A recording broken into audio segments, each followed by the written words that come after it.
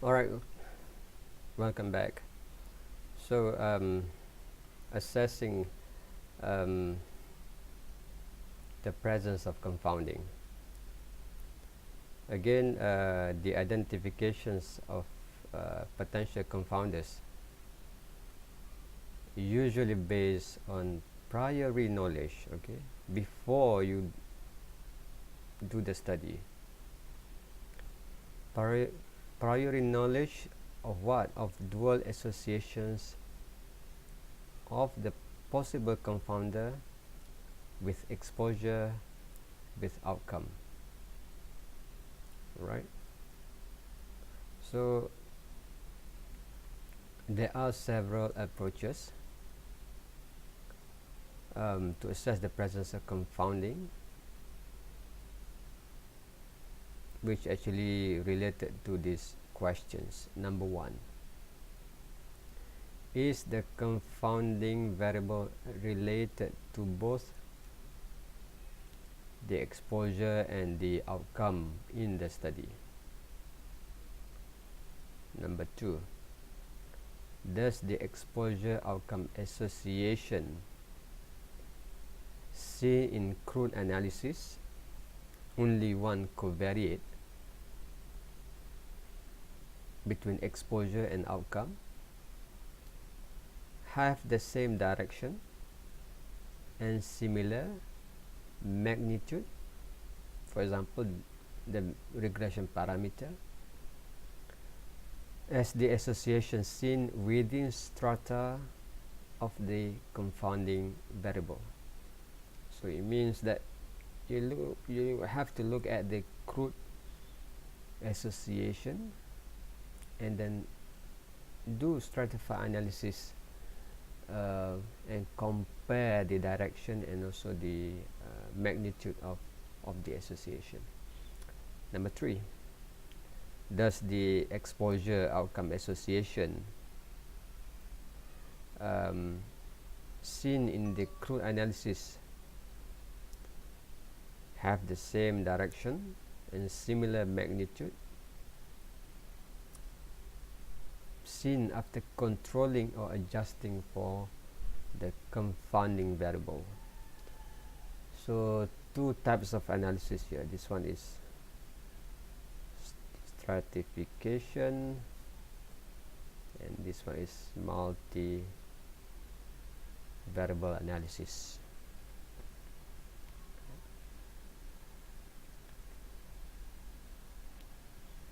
So example of confounding: hypothetical study of male gender. So this one exposure, this one outcome, malaria infection.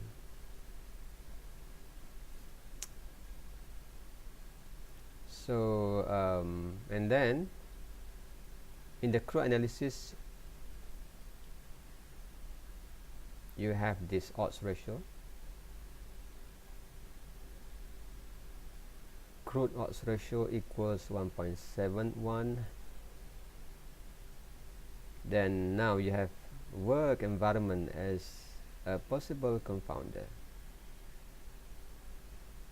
This shows that males have 71% higher odds to be infected with malaria.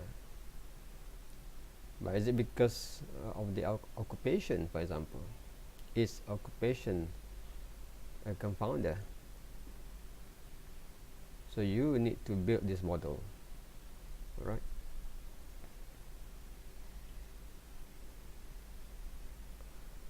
So first you can do stratification, which I think is quite important. So see chapter 2 and section 7.2.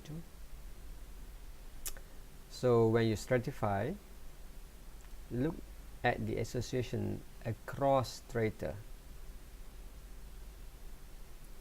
whether they have similar magnitude or there are different magnitudes, okay, from the crude estimates.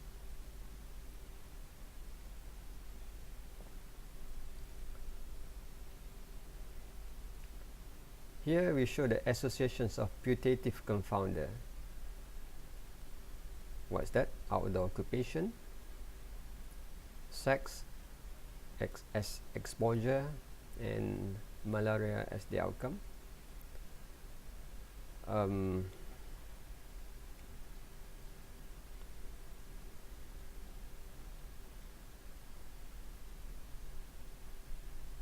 Exposure, sex, and outcome. Odds ratio 7.8.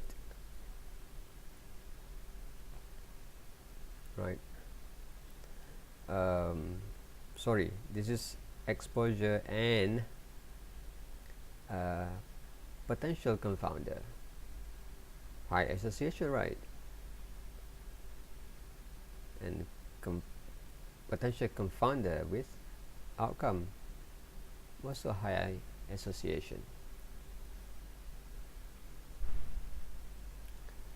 So we do stratify analysis. Stratified by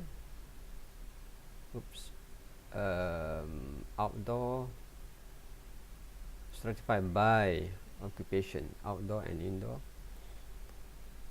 Now we look at the stratified. Odds ratio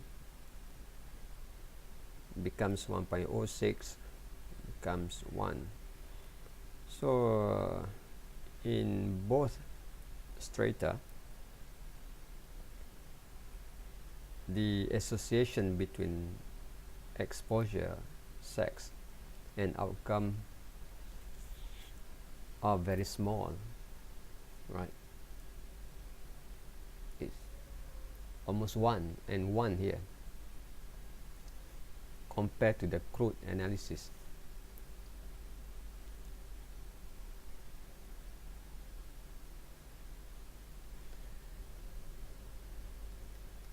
So if we look at this exhibit, okay, this exhibit,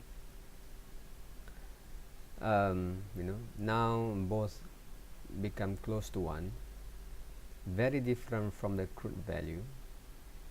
So work environment might be a confounder, right?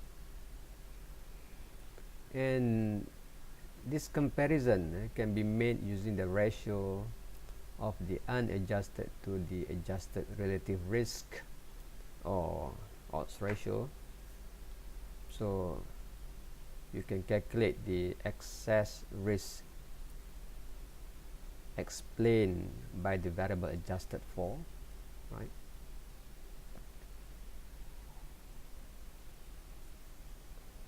In table 5.1 shows the associations between medical intervention, exposure, and risk of readmissions, the outcome, right? So you look here, the in this column, the crude hazard ratio, and this one is the adjusted hazard ratio, and this is how much the excess risk explained by the covariates, right?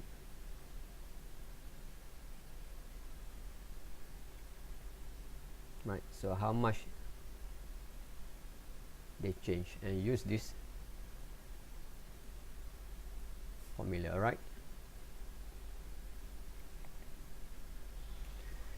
In this study, the presence of confounding by indication was assessed as a way to explain the adverse outcomes of a long-term oxygen therapy, right? Okay.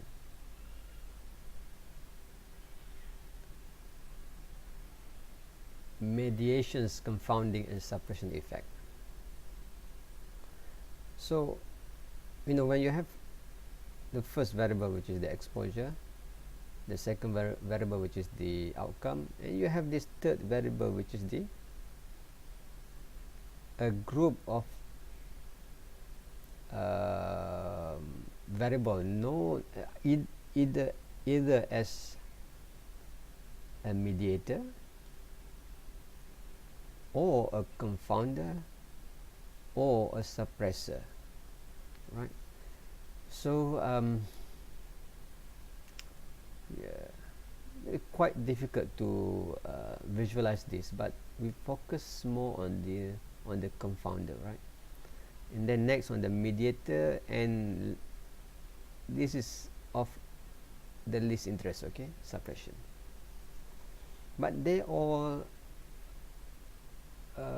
exist because of the effect of the third variables, okay, the third variable.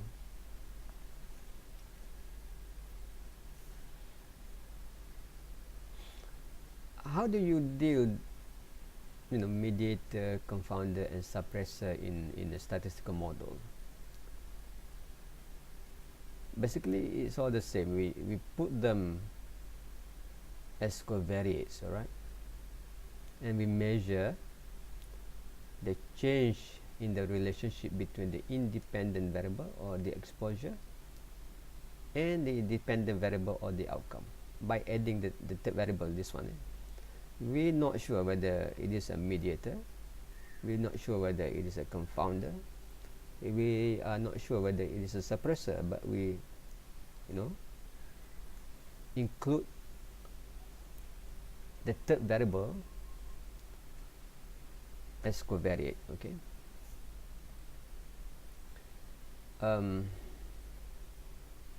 Mediation and confounding are identical statistically, right? So you can read this paper by McKinnon. It's quite a difficult paper, to be honest. But one thing for sure is that in the confounder, the third variable is not an intermediate variable, okay?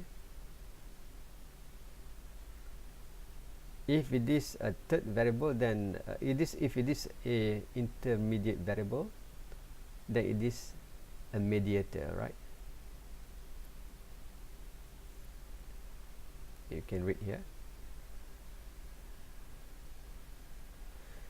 So in confounding and mediational hypothesis, when we adjust the statistics by including the third variable, the magnitude of relationship between the exposed and the outcome will reduce. But there are situations where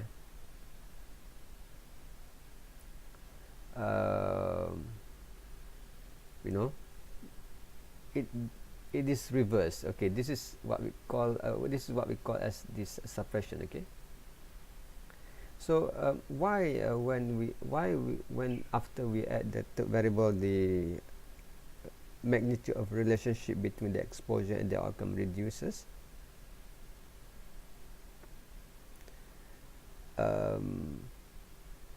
Maybe you can read more and understand that, right?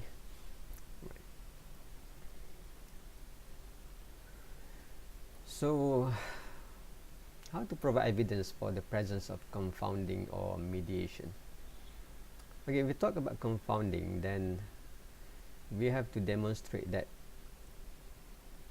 the crude and the adjusted estimate differ.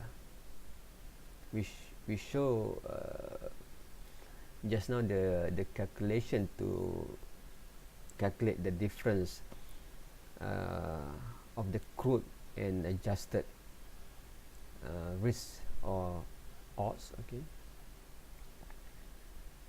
that's number one. Number two, you can do stratification. We also showed you how to do stratification just now.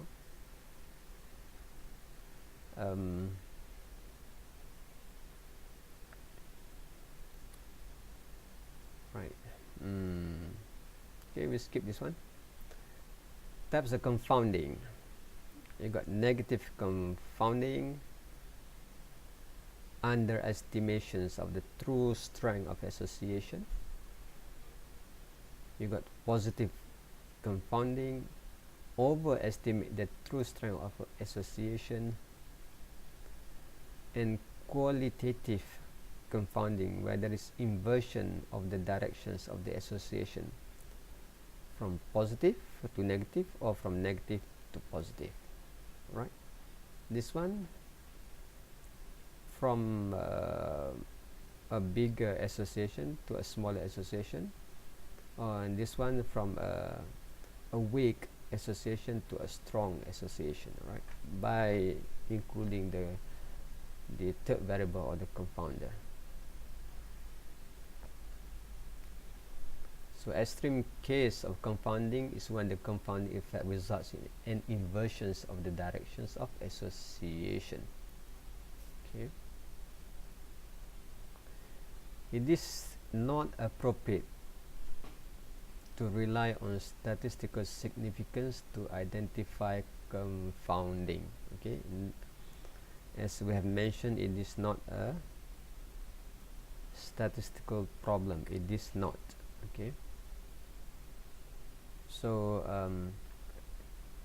so one way of working with data analysis to, when you screen the covariates, use the flexible p-value. It means that you set at p 0.20 as a screening analysis. Okay.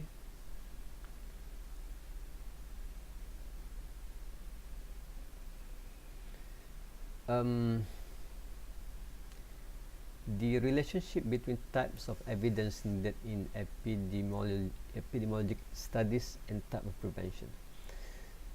When the goal is primary prevention, the causal association must be present. Okay.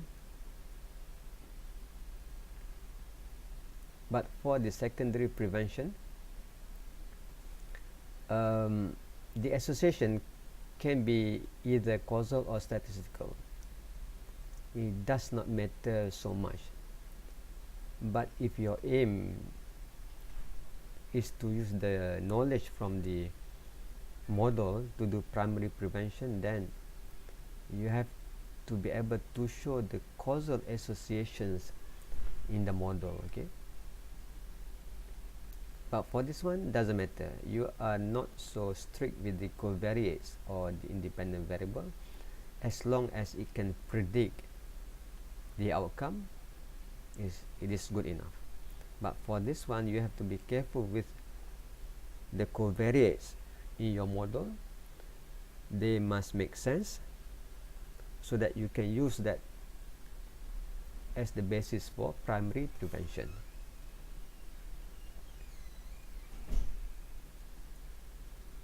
Alright, I think that's all for confounding, right? What we expect from you is to be able to understand the concepts of the third variable, either as a confounder or as a mediator, and you need to be able to understand the definitions of confounder, and you should be able to show the difference between model without the confounder and model with the confounder. And you need to be able to have the skills to analyze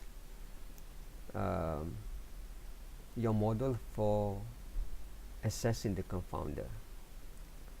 It means that you need to know how to do stratification, and you need to be able to do multivariable analysis. Thank you.